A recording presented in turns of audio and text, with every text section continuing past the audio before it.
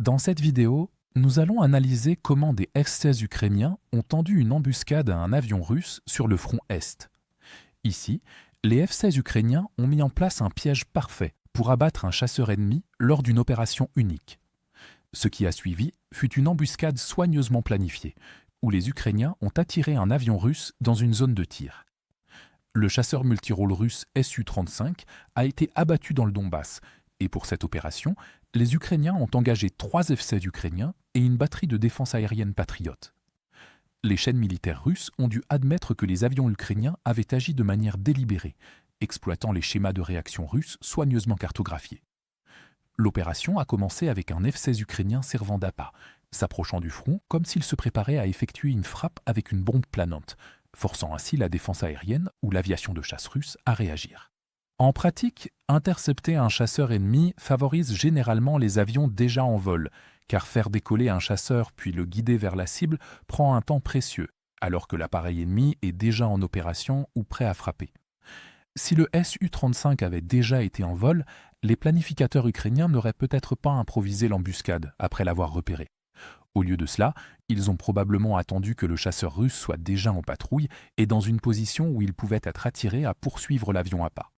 De plus, 2 F-16 ukrainiens accompagnaient la mission en tant qu'escorte cachée et sont restés indétectés, contrairement au F-16 de tête qui s'est volontairement exposé pour attirer le chasseur russe. Les avions d'escorte sont restés à très basse altitude, car voler près du sol leur permettait de profiter du masquage du terrain et des limites de la portée radar, puisque les collines, les forêts et la courbure de la Terre peuvent empêcher les radars de détecter les avions en dessous de l'horizon. À mesure que le chasseur russe réduisait la distance, le F-16 ukrainien de tête a feint un repli, donnant l'impression qu'il abandonnait la mission parce que le Su-35 l'y avait contraint. Une telle manœuvre a incité le pilote poursuivant à quitter sa posture la plus sûre pour s'engager dans une zone de combat préalablement choisie. Après avoir attiré le Su-35 vers le front, le F-16 APA a probablement désactivé son radar pour éviter toute émission, disparaissant ainsi du radar du chasseur russe alors que ce dernier tentait de le localiser. Le piège s'est refermé lorsque le jet russe est apparu sur le radar du Patriote, car le radar du Su-35 était activé, ce qui le rend très visible pour les autres radars. À ce moment-là, les 2 F-16 d'escorte sont sortis de leur basse altitude pour s'engager, révélant ainsi leur position. Leur objectif était de pousser le pilote russe à effectuer des manœuvres d'évitement et à consommer du carburant avant que le coup final ne soit porté. La batterie patriote était positionnée à environ 60 km derrière la ligne de front, permettant à ces missiles PAC-2 d'atteindre leur cible. Même si le Su-35 est équipé d'un radar sophistiqué, de systèmes de guerre électronique et de missiles longue portée, un système moderne de missiles solaires représente une menace très différente de celle d'un autre chasseur. Contrairement à un adversaire aérien, une batterie patriote peut lancer des intercepteurs depuis une direction sur laquelle le pilote n'est pas concentré, lui laissant un temps de réaction minimal et le submergeant de menaces. C'était précisément l'objectif du plan, utiliser les F-16 pour forcer le chasseur russe à se mettre en défense et à consommer du carburant en tentant d'esquiver, juste pour être abattu par un patriote contre lequel il ne pouvait plus se défendre à ce moment-là. Peu importe quelle arme a porté le coup final, les F-16 ou le patriote, le Su-35 russe a été amené directement dans un piège à plusieurs niveaux. Les Ukrainiens ont d'abord enregistré la destruction avec un drone Mavic, puis utilisé un drone FPV pour observer l'épave et confirmer la destruction.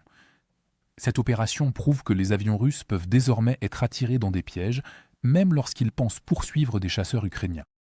Dans l'ensemble, cet incident démontre comment la combinaison de la ruse, des avions de chasse et de la défense aérienne au sol, exploitant la propre réaction d'interception de la Russie contre elle-même, peut attirer les avions russes dans la zone de destruction du système patriote.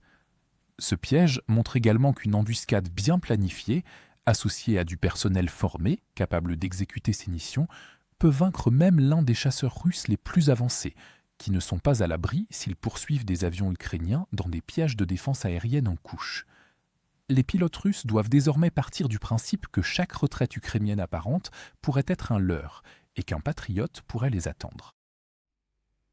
Pour regarder les images de combat non censurées que nous avons utilisées dans ce reportage, consultez notre carte impérative de l'actualité.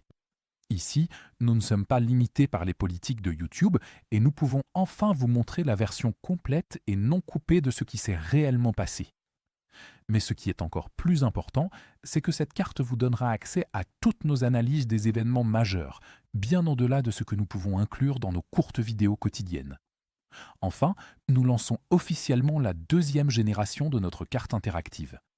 Ce que vous voyez à l'écran en ce moment est une version considérablement améliorée et bien plus puissante de la carte, avec encore plus de fonctionnalités avancées et d'outils d'analyse de l'actualité. Pour célébrer le lancement de la nouvelle carte, nous lançons également une promotion de 50% sur tous les abonnements.